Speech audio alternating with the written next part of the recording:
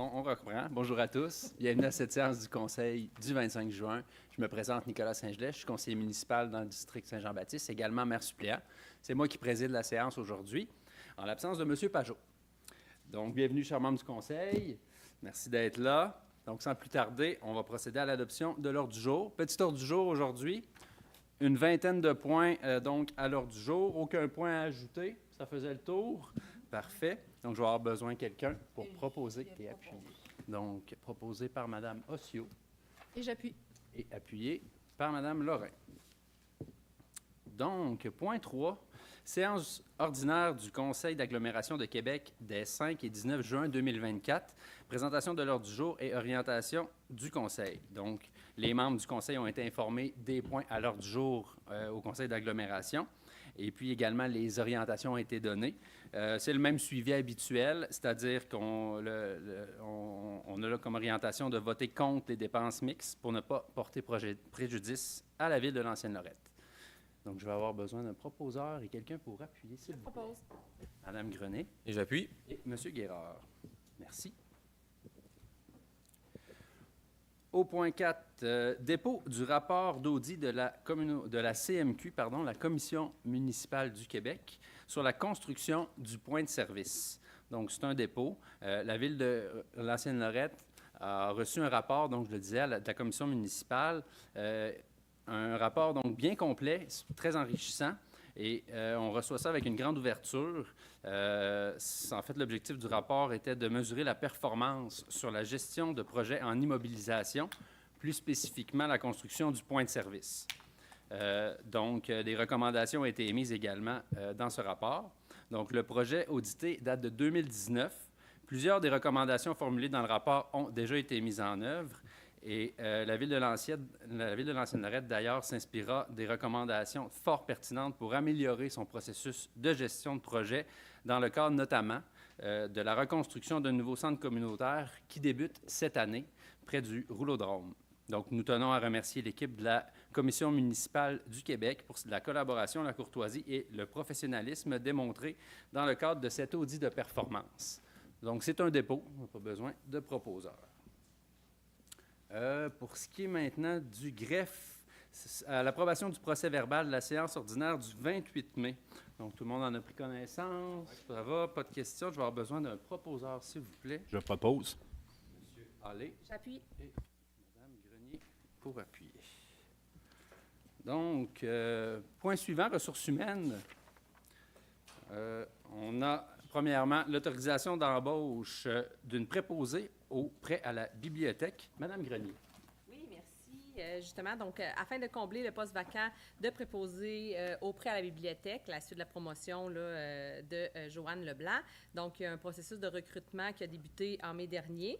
Puis, ayant reçu quand même 36 candidatures, c'est finalement Mme Sylvie Drolette qui a été sélectionnée par le comité pour le poste de préposé au prêt à la bibliothèque. Elle possède déjà de l'expérience dans le domaine municipal parce que c'était déjà une de nos employées comme préposée de plateau depuis 2022. Donc, il y aura quand même une période d'essai là, de Mme Drolette de 1040 heures. Donc, je recommande d'autoriser l'embauche de Mme Drolette à titre de préposée au prêt à la bibliothèque à l'échelon 1 de la classe d'emploi. Merci. Donc, Mme Grenier pour proposer et quelqu'un pour appuyer. J'appuie. Je propose. Mme Grenier. Ah, OK. Et puis, Mme Ossio pour appuyer à ce moment-là. Okay. Parfait. Donc, bienvenue, Mme Drolet, à la ville de l'Ancienne-Lorette. Une autre embauche, donc, de stagiaire en génie civil au service des travaux publics. Toujours Mme Grenier, s'il vous plaît. Oui, exactement. Donc, considérant justement les nombreux projets de la ville en génie civil et compte tenu du départ là, de l'étudiante qui occupait le poste, donc un nouveau poste de stagiaire en génie civil pour travailler en support avec l'équipe. On a reçu 4 candidatures, puis c'est M. Maxime Moisan, étudiant là, en génie civil au cégep de Limoilou, qui a été retenu. Le taux horaire sera de 24 et 6 en raison de 40 heures par semaine pour 15 semaines.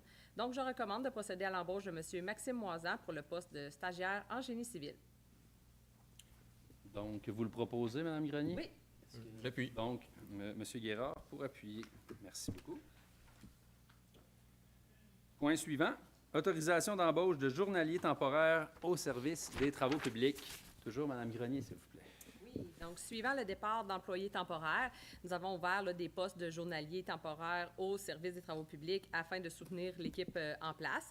Nous avons effectué un processus d'embauche en continu, puis nous avons rencontré 6 candidats qui correspondaient aux exigences du poste. Puis nous avons retenu la candidature de M. Yannick Corriveau, Maxime Henry et Olivier Perron-Robert pour occuper les postes de journaliers temporaires.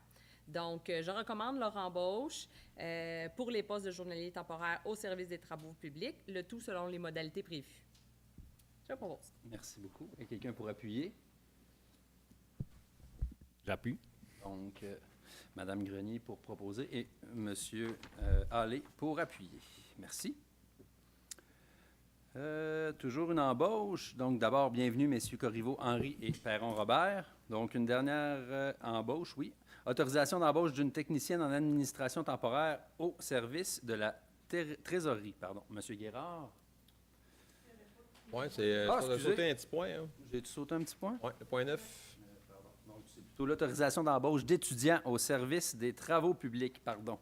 Monsieur Guérard. Oui, mais j'aurais pu le faire aussi. Ça suivra par la suite. C'est ça. Donc, suivant le départ d'employés au service des travaux publics, compte tenu de la hausse de la charge de travail en période estivale et des remplacements de vacances qui arrivent à grands pas, nous avons ouvert des postes étudiants afin de nous aider à accomplir les travaux planifiés. Les étudiants seront affectés à l'entretien des espaces verts et au paysagement. Nous avons retenu les candidatures de Aurélie Caron, Étienne Poirier, Nathan Hazen, Robert Joannis, à l'échelon, pour tout le monde à l'échelon 5, au taux horaire de 20 et 35 $, et ce, à raison de 40 heures par semaine. Je recommande donc l'embauche de Mme Caron et messieurs Poirier, Hazen et Joannis, à titre d'étudiants au service des travaux publics, le tout selon les modalités prévues. Merci, M. Guérard. Est-ce que J'appuie. Parfait, merci. Donc, Mme Grenier pour appuyer. Bienvenue.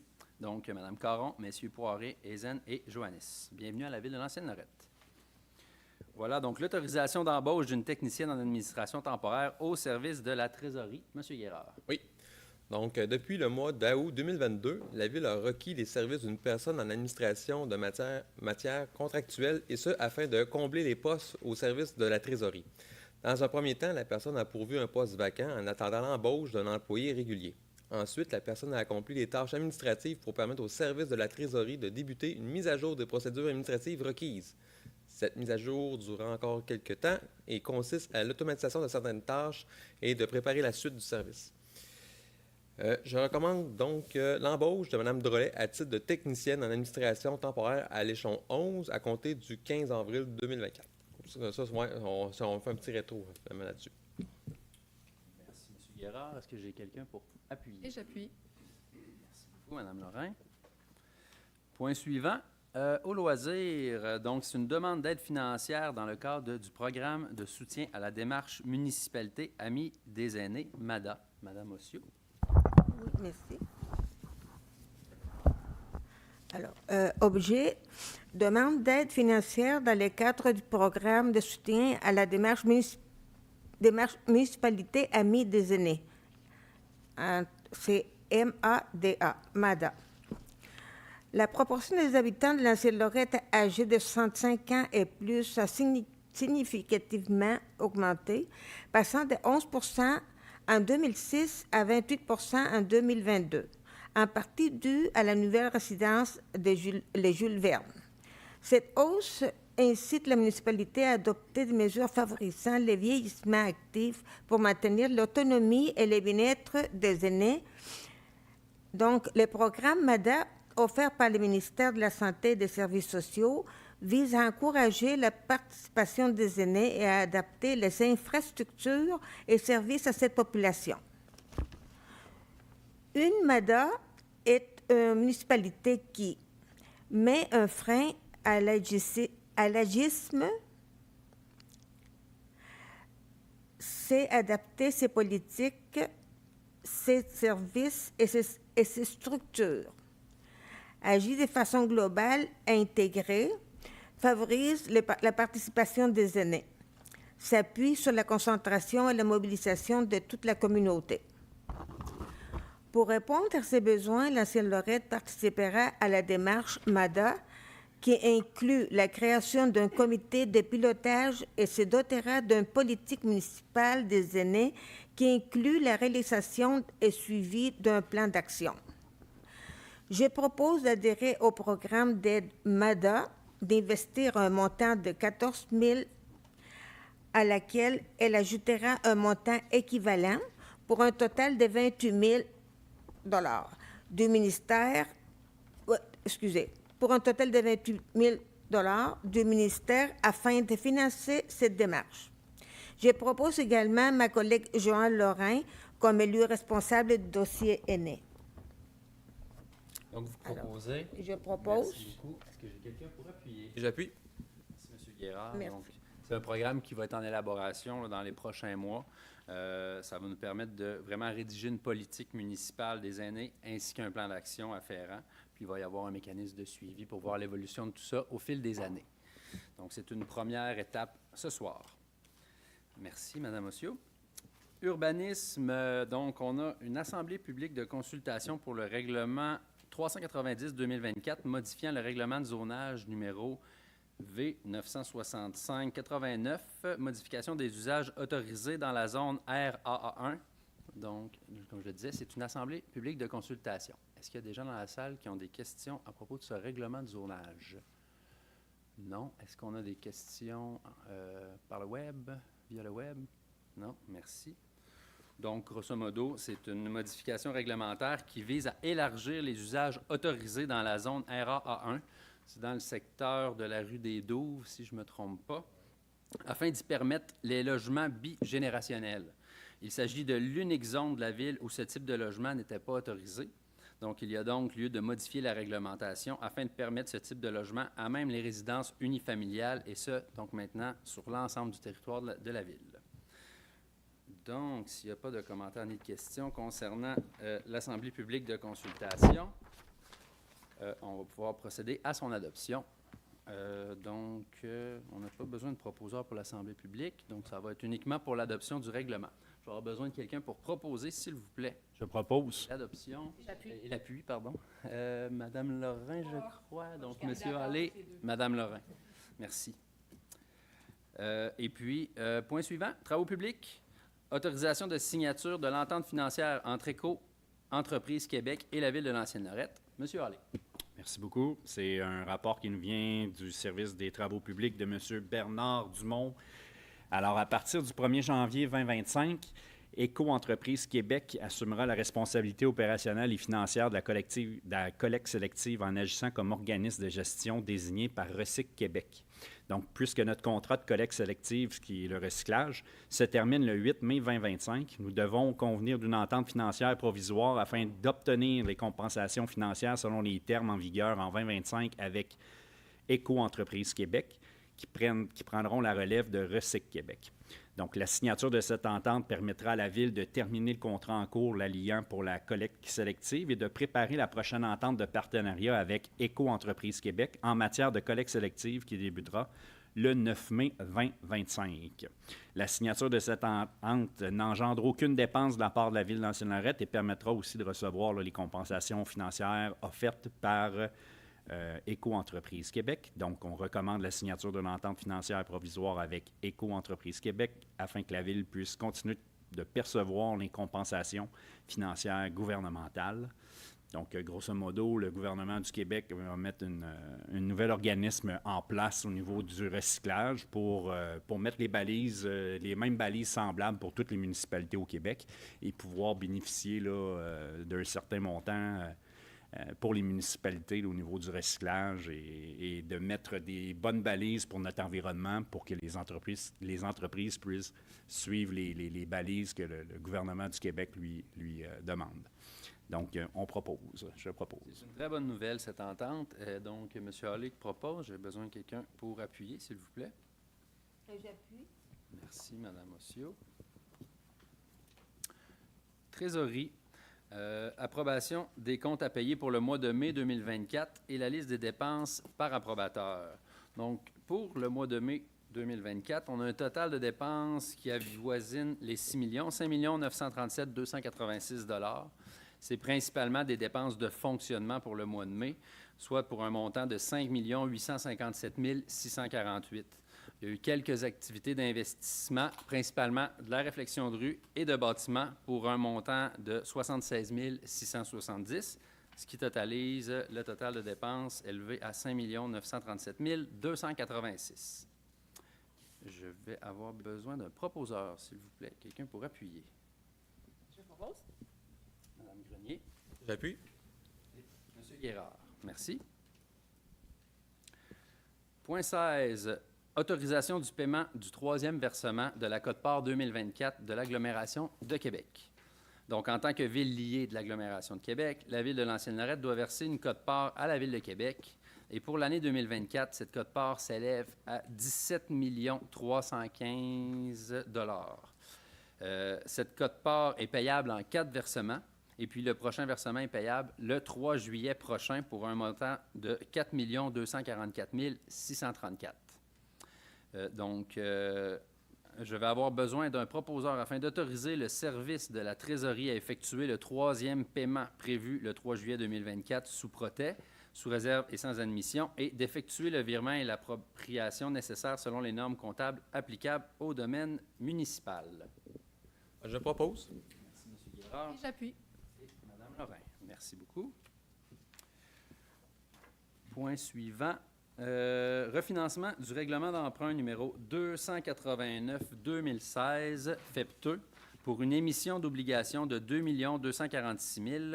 Donc, c'est la première résolution. C'est une résolution de concordance et de courte échéance. Bonjour, Mme Marceau, ça va bien? Oui, merci. Oui, donc je vous laisse présenter le point 17 et 18, s'il vous plaît. Oui, on va commencer par le point 17, qui est la résolution de concordance et de courte échéance. Ici, en fait, c'est un règlement d'emprunt 289-2016 qui avait été adopté pour la réalisation de travaux d'infrastructure de voirie, donc diverses rues, approximativement 12 ou 13 rues, qui étaient liées avec une aide financière au programme FEPTE. Donc, en 2018, on a financé les travaux. Et après 5 ans, les travaux le financement doit être refinancé. Ils doivent être refinancés à tous les 5 ans. Donc, l'année dernière, en 2023, la dette est venue à échéance. Le conseil municipal a adopté une résolution du conseil pour payer une portion comptant cette dette. C'était la portion qui était vraiment la dette liée à la charge des citoyens. On a une dette, cette dette-là, l'autre portion, on a une dette qui est liée à l'aide financière. L'aide financière est versée, pas comptant, mais est versée sur 20 ans. Donc, on agence la dette avec l'aide financière. Donc, le premier 5 ans est fait. Donc, il reste 15 ans. Donc, nous, on propose là, de refinancer la portion là, qui est agencée avec l'aide financière FEPTE sur 15 ans et de refinancer la portion de 2 246 000. Merci beaucoup. Donc, effectivement, ça correspond à la tranche. La tranche correspond à l'emprunt qui est remboursé par le gouvernement du Québec. Donc, c'est un financement qui va être assumé par la subvention reçue par la Ville dans le cadre du Fonds pour l'eau potable et le traitement des eaux usées. Donc, je vais avoir besoin d'un proposeur. Je propose. Merci, M. Halley. Quelqu'un pour appuyer. Madame Grenier, pardon. Donc, le point suivant, 18, refinancement du règlement d'emprunt 289-2016, FEPTE pour une émission d'obligations de 2 246 000. C'est la résolution d'adjudication. Exactement. Les deux résolutions du Conseil doivent être passées dans la même séance du Conseil. Donc, on passe la première résolution pour octroyer le contrat. Et puis, dans la même journée, le ministère nous envoie les soumissionnaires. Donc, on a reçu 5 soumissionnaires pour la dette de 2 246 000. Donc, Desjardins a soumissionné, la Banque nationale, Scotia Capitaux, la BMO et la Banque Laurentienne. Donc, c'est la Banque de valeurs mobilières Desjardins avec un coût réel de 4,41-42 au niveau de la dette sur les 5 prochaines années.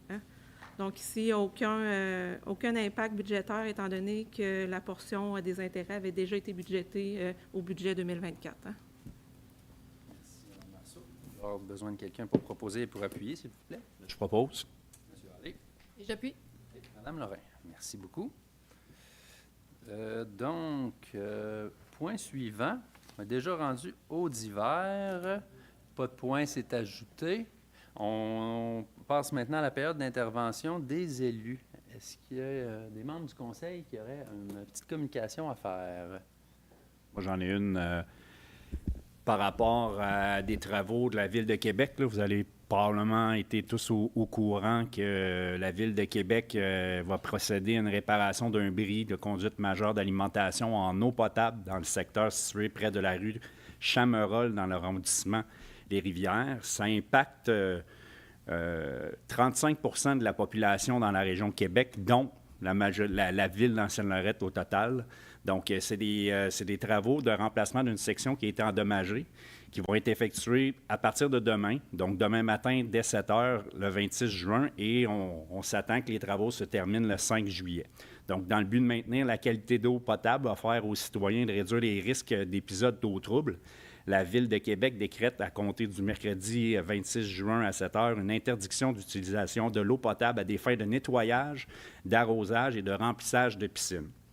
Elle recommande donc également aux citoyens de limiter les usages domestiques et d'effectuer une réserve d'eau pour la consommation alimentaire pour une période de 48 heures, soit mercredi et jeudi. On nous a bien mentionné aussi que si, par malencontreusement, vous prenez un verre d'eau sans vous en rendre compte ou vous vous rappelez plus, bien, c'est pas fatidique, là, dans le sens où vous allez vous rendre compte peut-être que votre eau va avoir un drôle de goût. Donc, à ce moment-là, juste vous assurer peut-être d'utiliser de l'eau embouteillée ou de profiter ce soir en rentrant à la maison ou les gens qui sont à la maison, de vous en faire une réserve dans le frigidaire pour 2 jours. Vous pouvez vous brosser les dents avec, il n'y a aucun problème. Vous pouvez prendre votre douche, il n'y a aucun problème. C'est plus pour les utilisations secondaires, donc tout ce qui est arrosage de pelouse, tout ce qui est nettoyage de maison ou remplissage de piscine. En réalité, c'est pour ne pas surcharger le système d'eau qui est présentement là, le système, pour s'assurer que tout fonctionne bien et qu'on réussisse à bien sûr, réduire la consommation domestique de l'eau potable. On suggère aussi de faire attention à la lessive parce qu'il pourrait y avoir des débris, quelques petits débris qui se promènent dans l'eau ou d'une eau brunâtre. Donc, si vous ne voulez pas avoir une mauvaise surprise de peut-être laisser la lessive et la vaisselle de moins l'utiliser. Comme ça va limiter le risque des particules qui se logent dans votre plomberie et dans les réservoirs d'eau chaude des résidences. On vous invite aussi, si vous vous rendez compte que votre eau est trouble, donc vous voyez qu'il y a un mouvement, l'eau est trouble de communiquer avec le 311, donc la Ville de Québec, ils vont prendre en numéro, et à ce moment-là, on va procéder peut-être à du nettoyage de nuit là, au niveau des réseaux d'aqueduc, juste pour s'assurer qu'il n'y ait pas de débris, justement, et que tout fonctionne bien. Donc, si tout va bien, comme je l'ai dit, le 5 juillet prochain, les travaux vont être terminés puis on va revenir à la normale. Mais d'ici là, on vous invite à être prudent par rapport à l'eau, à l'utiliser l'eau à la bonne escient, puis de contribuer. Si tout le monde y met du sien, bien, ça va aller numéro 1 comme le font les... comme on l'imagine. Puis, si jamais vous avez besoin d'avoir plus d'informations, n'hésitez pas à appeler le 311 ou sur les heures de travaux ici, les heures de bureau, vous pouvez appeler à la municipalité pour avoir plus d'informations. L'horaire du 3-1, d'ailleurs, a été étendu pour s'assurer que vous ayez quelqu'un au bout du ligne. S'il y a quoi que ce soit, n'hésitez pas à l'utiliser. Merci, M. Harley. Autre chose? Non, c'est bon. Merci. M. Guérard. Oui, en fait, je voulais revenir rapidement sur la consultation en urbanisme qui a eu lieu le 14 juin. En fait, moi, j'ai été présent, mais je l'ai marché avec ma fille, c'était super intéressant. Je voulais vous faire témoigner un peu de mon expérience. C'était au centre... au point de service Émile Loranger, c'était sur 2 étages. Il y avait plusieurs stations, parce qu'on parlait de plusieurs thèmes d'urbanisme, sur l'avenir de l'ancienne Lorette aussi. Puis le but aussi, c'était pas une présentation, c'était avoir un échange, avoir des ateliers. Les échos que j'ai entendus, c'était super positif. Ma fille a trouvé ça super intéressant aussi, elle est adolescente, ça c'est très positif. Donc, on a trouvé ça tellement bien, puis il y avait beaucoup de préparation dans ça.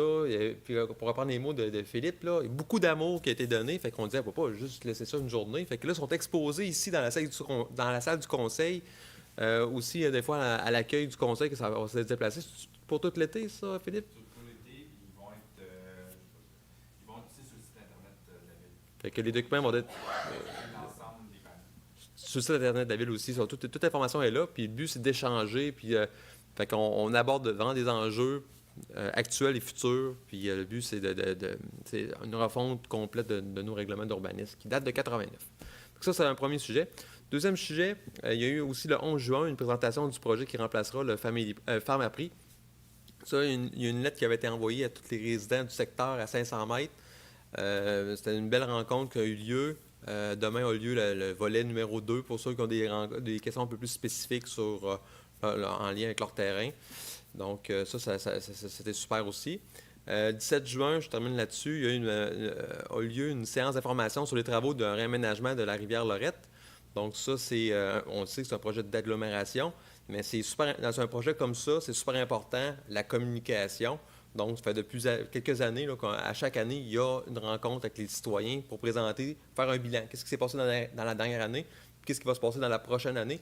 Puis, on s'aperçoit que les échéanciers sont respectés. Là. Fait que, là, actuellement, là, c'était la dernière rencontre, c'était concernant le démarrage de la phase finale pour les travaux de protection des crues de la rivière Lorette. Fait que, pour atteindre ce jalon-là, il y avait plusieurs conditions qui devaient être remplies. Mais dans la dernière année, dis-je, toutes les étapes et conditions ont été remplies, dont la dernière là, qu'on a eu la confirmation dans il y a quelques jours là, du soutien financier du gouvernement du Québec. Donc, dans la dernière année, je fais ça rapide, là. Donc, les plans et devis ont été complétés, les travaux d'arpentage, les communications avec chacun des propriétaires, on a eu les autorisations de toutes les autorités, les appels d'offres ont été faits, les octrois de contrats ont été effectués.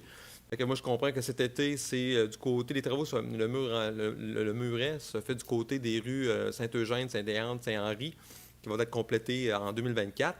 Je comprends que ce fut long, mais il s'agit de travaux complexes et en milieu habité. Donc, je remercie encore une fois la patience des citoyens qui ont attendu pendant des années. Merci, M. Guérard. Mme Grenier. Oui, c'est mon tour. Donc, une grosse journée aujourd'hui. En fait, c'est le début des vacances. Fait que je voulais en profiter scolaire. Là, fait que là, je voulais en profiter pour féliciter tous nos jeunes qui ont passé à travers leur année scolaire 2023-2024. Donc, c'est terminé. C'est l'heure des vacances. C'était le début du camp de jour, en fait, aujourd'hui. Fait que je voulais aussi dire un gros merci à tous les jeunes qui s'impliquent puis qui travaillent très fort au camp de jour puis à toute l'équipe parce que c'est grâce à eux, finalement, qu'on peut offrir ce merveilleux service-là. Puis je l'ai déjà dit, puis je vais le redire, on est vraiment chanceux de se démarquer des autres villes, là, puis de pouvoir offrir un camp de jour à tous nos Lorettains, donc tous nos jeunes, ils ont eu une place, puis ça, bien, c'est grâce justement aux moniteurs, donc merci beaucoup aux jeunes de s'occuper des plus jeunes, finalement, fait qu'on a une super belle équipe pour le camp de jour, c'est parti pour l'été, il a fait beau aujourd'hui, fait qu'on va souhaiter du beau temps, peut-être pas la canicule la semaine passée, mais du beau temps quand même, donc félicitations, puis mon autre, on va continuer sur les bonnes nouvelles, croyez-le pas, il y a une lumière au coin de l'aéroport et Napoléon. Après 6 mois, le MTQ puis Hydro, finalement, ont réussi là, à faire les travaux suite à toute la pression que la Ville a pu mettre là, dans les derniers mois parce que je pense qu'il y a eu plusieurs courriels qui ont été échangés sur le sujet. Donc, ça a enfin là, mis fin à ce stop-là qui était considéré là, très dangereux de notre côté. Donc, il est en fonction. Il y a une belle lumière au coin de Napoléon Aéroport. Fait que, Enfin. oui, c'est ça. Enfin, fin de la saga. Merci. Madame Lorrain.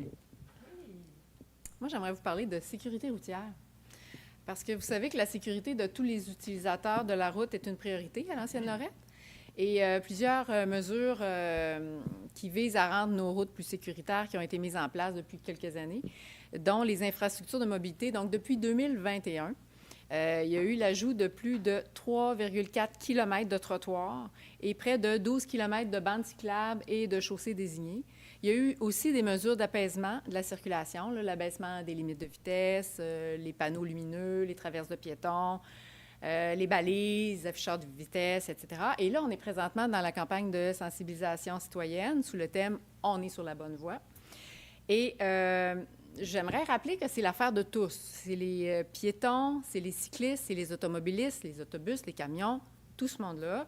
Alors, c'est pourquoi on vous invite à vous engager avec nous dans cette voie, la voie de la responsabilisation et du respect, et puis d'adopter des comportements qui sont prudents dont notamment de respecter, bien sûr, les limites de vitesse, particulièrement dans les rues où il y a des enfants, etc. La signalisation, signaler aussi vos intentions. Vous voulez tourner à droite, vous voulez continuer, ça va juste indiquer aux autres qu'est-ce que vous voulez faire. Puis aussi aux piétons de traverser aux intersections, ce serait vraiment important. Et on a fait le 13 juin dernier une opération de sensibilisation à la sécurité routière avec les élèves de 2 écoles de l'ancienne Lorette. C'est l'école Saint-Charles, le pavillon Notre-Dame et l'école de Ruisselet. Et ils ont participé à cette opération-là avec succès, qui était aux abords de leur école. Et vous savez, les jeunes ne remettaient pas des contraventions aux automobilistes, aux camions, aux autobus. Ils leur remettaient des billets de bonne conduite. Alors, nous, on voulait y aller de façon très positive et ça a connu un très grand succès, je dirais. Et les jeunes étaient vraiment enthousiastes, le sourire, et on a eu beaucoup de pouces en l'air de la part des automobilistes. Et il y avait également là, des jeunes qui avaient cette belle pancarte de ralentissons, qui était comme ça, ils faisaient ça avec aux automobilistes. Donc, c'était vraiment très intéressant. D'ailleurs, il y a eu un article dans le Journal de Québec à cet effet-là. Alors, je voulais remercier, bien sûr, les jeunes, les directions d'école, les services de police qui nous ont accompagnés là-dedans. Ça a été vraiment, vraiment très bien. Et puis, je voudrais également vous inviter à prendre part à ce mouvement-là et à vous procurer cette affiche qui est gratuite pour les résidents de l'ancienne Lorette et en mettre une sur votre terrain. Donc, vous pouvez venir à l'hôtel de ville ou vous pouvez aller à l'Aquagym sur les heures d'ouverture, bien sûr, les quantités sont limitées. Puis, vous pouvez aussi consulter là, sur le site web de la ville. Il y a une section sur la sécurité routière. Alors, vous allez pouvoir en apprendre plus. Et puis, c'est sûr qu'ensemble, on est capable de faire de l'ancienne Lorette un exemple en termes de sécurité routière et on y travaille fort. Alors, voilà, c'est tout. Merci. Ça fait le tour. Parfait. Merci beaucoup. Juste pour ma part, faire un petit rappel, la séance de juillet aura lieu le 9 juillet, donc compte tenu de la période estivale, elle va être devancée un petit peu. Maintenant, on va passer à la période de questions. Est-ce qu'on a des questions via le web? Aucune question, merci. Question dans la salle? Oui, on en a peut-être une. Bonjour. Disons que Pouvez-vous vous nommer, monsieur, s'il vous plaît? Gilles Larrivée sur la rue Champlain. Bonjour. Les planches électriques, là, les jeunes se promènent, là, ça passe pour moi à la fois à 40 000 à l'heure. Est-ce que vous, s'il y a des accidents de ça, est-ce que vous allez avoir des rapports de ça, vous autres? Peut-être, M. Rousseau, est-ce qu'on a peut-être le rapport de police qui pourrait nous faire état de la situation une fois par année? Est-ce qu'on aurait cette information-là?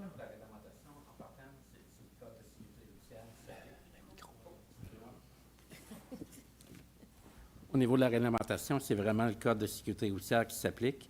Puis au niveau des accidents qui pourraient se réaliser, je crois qu'on pourrait en avoir copie. Mais personnellement, je n'en ai pas eu. Ça veut dire qu'on a eu un bilan récemment, puis il n'y a pas été question, entre autres, de... Mais c'est une réalité, hein, quand même. Ça va bien, mais les jeunes, ça n'a plus de bon sens. Ça passe quasiment à 40 000 à l'heure avec les roulettes. Ce qu'on m'a expliqué, c'est que... Non. Des fois, il y a des accidents, mais Oui. j'aurais pas de le savoir. Ouais. Normalement, il y a des limites de vitesse qui sont... quand c'est fait en usine, sauf que je pense qu'il y a des façons de... Qui se débranche. Oui, c'est ça. Merci, monsieur. Est-ce qu'il y a d'autres questions dans la salle? Oui, bien sûr, Mme Ossio, on vous écoute. Je vais profiter que la police est ici présentement et puis je vais demander, est-ce qu'il y a des règlements pour les personnes qui se promènent en trottinette?